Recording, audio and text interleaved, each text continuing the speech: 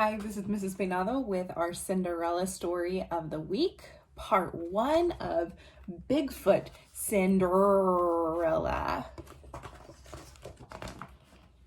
Once upon a time, in an old growth forest, a band of Bigfoots lived. An enormous snag towered above the other trees close to the camp. Inside its hollow halls of bark lived a dashing Bigfoot prince. He was tall and dark as a Douglas fir, with feet like cedar stumps. He was odoriferous as his tree home was coniferous, and so horrendously hairy that Bigfoot women near and far longed to marry him. Whenever they saw him lurching along, they blocked his path like deadfalls.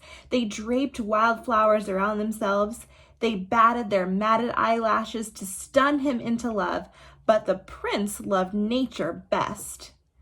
"No pick flowers," he bellowed at them in a voice as rough as bark. In this place, there lived a Bigfoot woman and her 3 daughters.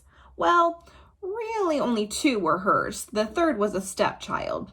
The daughters were puny things with dinky feet, almost furless as Bigfoots go, and as sour as little green berries.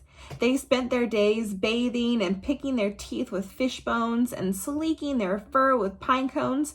For fun, they threw rocks at spotted owls.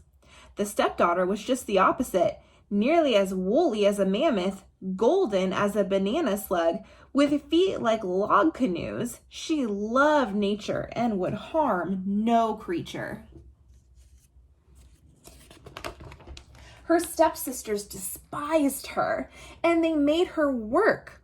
Although her name was Ella, they roared at her so much that everyone called her Rella.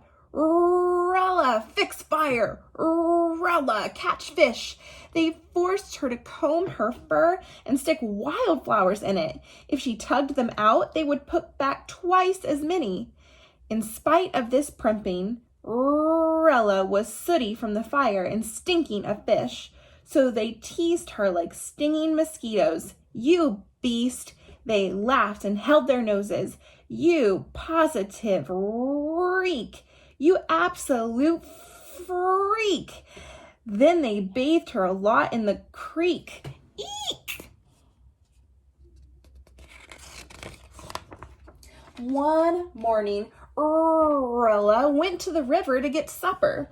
She fished all day and tossed her catch onto the bank in a silvery pile. Suddenly, a grizzly bear appeared. He seemed hungry. Cinderella was bigger than the bear, so she could have shooed him away, but she was too kind. She let him have the fish. When she shambled home empty-handed, her stepsisters rubbed their bellies and bellowed, "Food, food, food!" They forced her to fish all night. Now, every year, the Bigfoot Prince gave a great fun fest. There were gifts and food and games like Jump the Fire, Bear Cave Hide and Seek, and Hurl the Hemlock. But log rolling was the favorite. This year, whichever woman rolled the prince off a log and into the river would become his wife. Cinderella's puny sisters hoped to dunk the prince.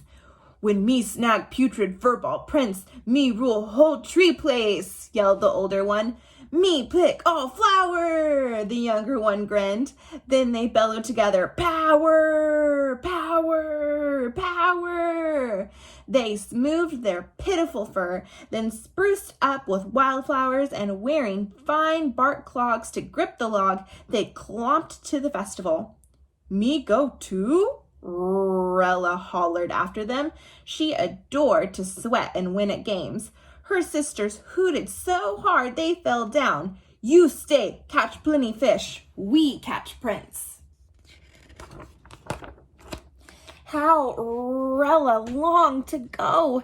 Sadly, she stared at the river. She saw a fish jump. She made a wish on the fish. "Me wish go fun fest. Me wish dunk prince." "Heartfelt wish is true wish," growled a gruff voice. and so you go. And that's the end of part 1.